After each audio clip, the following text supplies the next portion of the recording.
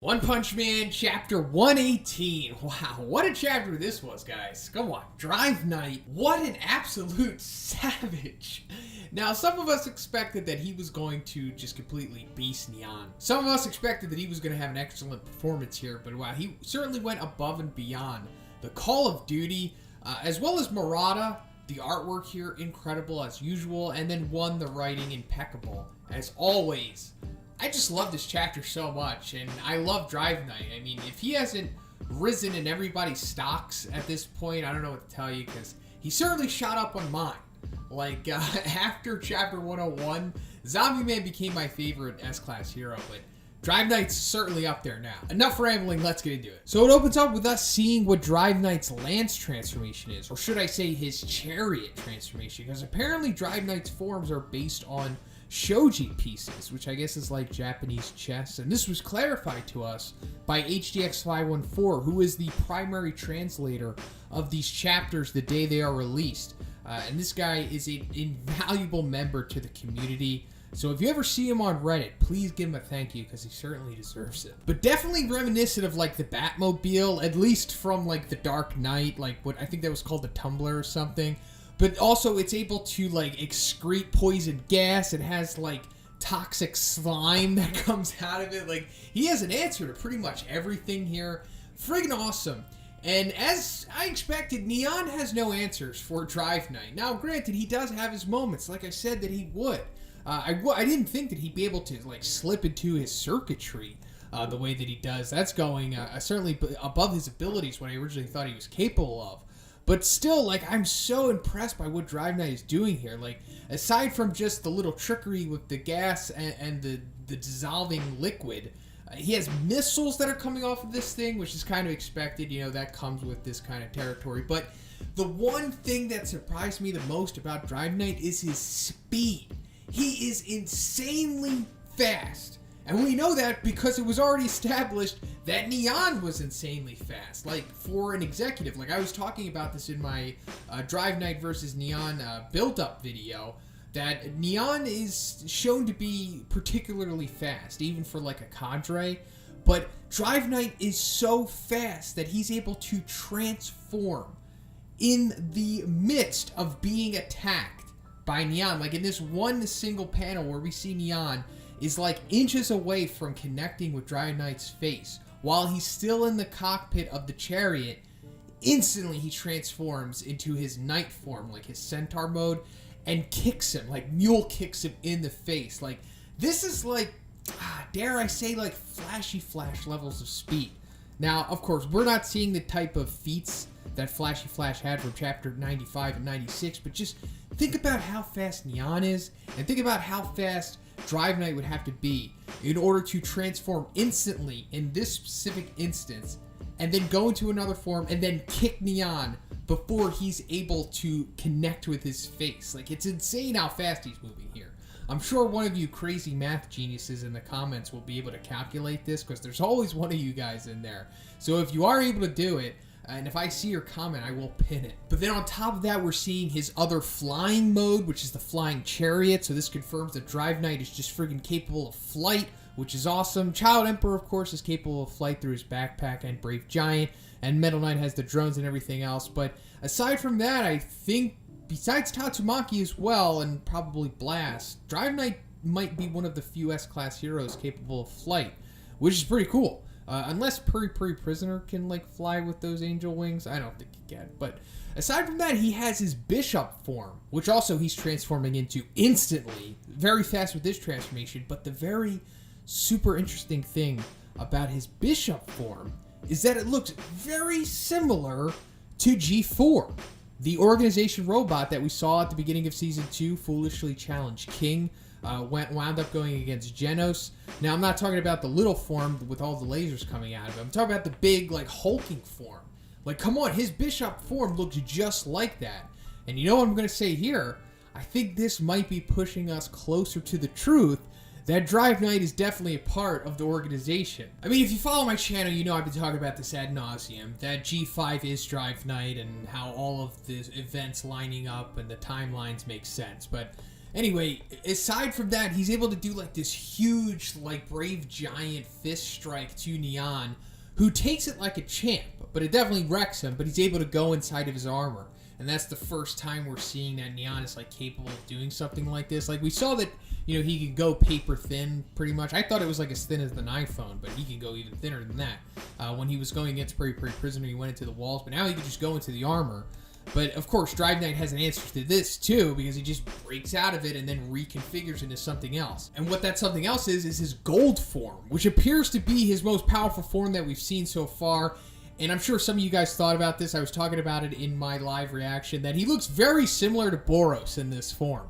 Also, we can't forget that he straight up tanks Feline Retribution, which is incredible because that's like a super powerful attack. It looks like a video game boss attack, the way that he does it when he slices up the buildings. But then when he goes underground and then it's coming up like waves, that also looks very video game-esque, very cool. But this gold form, this Cyber Boros form, ultra cool. We've got lightning, we've got fire coming out of him.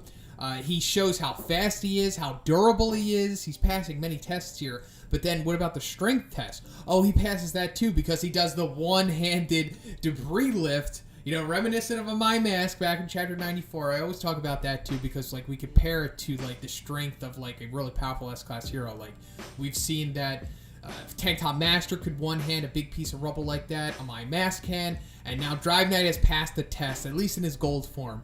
Super fast, super durable, super strong, has answers to everything, has fires, has beams, I guess. We don't really know what he has in that department, but I'll go into that because he does something at the end of this chapter. But he also has like tracking in his eyes because we're seeing like his Terminator vision, and he's able to lock on with like a reticule on Neon. That's how he's like matching his speed, and he's able to like spearfish him with his fists through the concrete, and he's catching him. So cool. I mean, I can't gush enough over Drive Knight in this chapter. Like I said, he went above and beyond the Call of Duty. Like, I wouldn't have expected him to do stuff like this. I thought he was just going to beast him in a more traditional sense. I didn't know he was going to go into, like, this Cyber Boros stuff. I'm so impressed by this. Also, we're seeing Sekhengar. We got to, you know, touch on him for a second because he's actually pretty strong. He has, like, Needle Star Green Gear Spur on his back while he's pulling Mizuki and Crescent Eye Roll trying to get out of there. So that's a nice little moment from Sekhengar. But as I was saying, Neon like slips into him, but when he goes into his gold armor, he's like in his circuitry. It like looks like he's in the internet or something. Like, it's insane, I guess, how thin Neon is going here. He's almost becoming like intangible at this point. But no, of course, Drive Knight has an answer to this too. He just heats up. He just powers up essentially all of his energy into fire and whatnot. This is way too much for Neon. Cooks him alive. And as soon as he's coming out of there, just snatches him up and boom! Sword through the back. This is so cool. I just love moments like this. Somebody in my live reaction said that this is like reminiscent of like a prison shank, because it totally is. Because you see like his forearm around his neck, and he has like his face next to him from the back, and he's like whispering in his ears like, no matter how good you are, you cannot escape being skewered. And then he does some kind of massive explosion type thing, which is like comparable to what we've seen of the Emperor Nova. Like, it's going straight up into the atmosphere. This gigantic explosion of flames and energy, it looks like. I don't even know, but either Murata left this out intentional or he didn't have time to illustrate it. I think he didn't want us to see this. Maybe it's like a surprise, because we're obviously not seeing the full potential of Drive Knight here. I don't even think he was going high diff. I think he pretty much low diff Neon here, meaning that Drive Knight is probably even more powerful than this. And I'm thinking he's definitely a high dragon. I mean, for sure. Some people have asked me if he's above dragon. It's possible, but we don't know for sure right now. So far, we've only seen high dragon stuff. Nothing he has shown leads me to believe that he's above dragon. If he just one-shotted Neon, and there wasn't even a fight here at all, then yeah, he's probably above dragon. But the fact that things went the way that they did, I mean, he's definitely a high dragon for now. But this explosion, that's insane. Like, come on, you got to compare that to, like, almost close to the Millennium Emperor Nova from Brave Giant. But I guess Neon's done. Because, like, there's no way that he survived that, right? But the only thing that's interesting is that we see his corpse there, but the fact that Drive Knight says that it's his corpse and it has been obtained, I guess he's done, right? Drive Knight successfully defeated Neon. Friggin' soloed him. Low diff, right? This was amazing. And Second Guard's like, he won. So what's going to happen after this? Well, like I said in my build-up video, the Drive Knight versus Neon, what's going to happen? I think it's going to go according to the plan. He's going to get Second Guard, the rest of the support team.